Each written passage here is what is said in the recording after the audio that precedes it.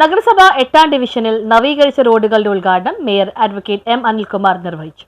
നഗരസഭ 8ാം ഡിവിഷനിൽ നവീകരിച്ച റോഡുകളുടെ ഉദ്ഘാടനം നടന്നു. പനേപ്പള്ളി ഫിഫ ടവറിന് സമീപം നടന്ന ചടങ്ങിൽ മേയർ എം അനിൽകുമാറാണ് ഉദ്ഘാടന കർമ്മം നിർവഹിച്ചത്. KJ മാക്സി MLA മുഖ്യാതിഥിയായി ചടങ്ങിൽ പങ്കെടുത്തു. ഗൗതം ആശുപത്രി MD ഡോക്ടർ ശ്രീരാം ചന്ദ്രൻ മുഖ്യാതിഥിയായിരുന്നു. കൗൺസിലറും നഗരസഭ ടൗൺ പ്ലാനിംഗ് കമ്മിറ്റി ചെയർമാനുമായ സനൽ മോൻ ജെ അധ്യക്ഷത വഹിച്ചു. GHS Paneppally road, MK Raghavan road, Lakshmi hospital road എന്നിവയാണ് നവീകരിച്ചത്. MB തോമസ് സ്വാഗതം ആശംസിച്ചു. അബ്ദുൾ റഫീഖ് പനേപ്പള്ളി തുടങ്ങിയവർ സംസാരിച്ചു.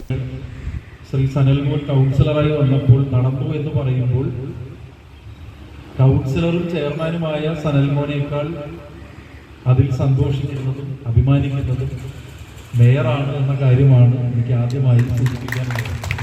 ഞാൻ ശ്രീ സനൽമോനെ അക്കാര്യത്തിൽ അഭിനന്ദിക്കുന്നു. നിങ്ങൾക്ക് എല്ലാവരുടെയും അനുവാദത്തോടു കൂടി നമ്മുടെ ഈ റോഡിന്റെ ഉദ്ഘാടനം നടത്തിയതായി അറിയിക്കുന്നു.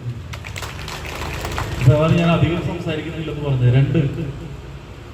ശ്രീ സനൽ പറഞ്ഞത് ശരിയാണ്. അദ്ദേഹത്തോടൊരു പ്രത്യേകമായ ഒരു പരിഗണന മേയർ എന്നുള്ള നിലയിൽ ഞാൻ ചെയ്തിട്ടുണ്ട്. ഞാനതിനെ വിളിച്ചു വയ്ക്കുന്നത് നമ്മൾ ഭരണഘടന തൊട്ട് സത്യപ്രതിജ്ഞ ചെയ്യുന്നത് പ്രത്യേക മമതയോ അങ്ങനെയൊന്നും പാടില്ലെന്നാണ്.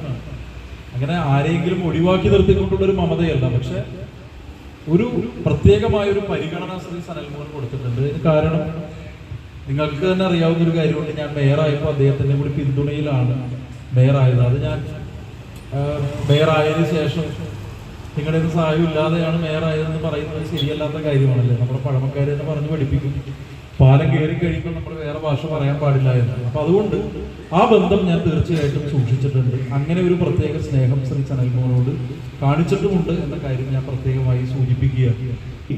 2 റെസിഡൻസാണ് ഇവിടെയുള്ളത്.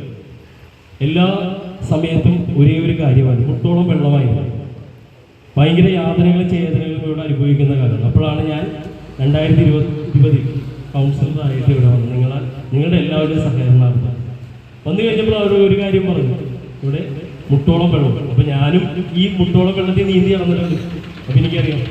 News bureau, Mattancherry.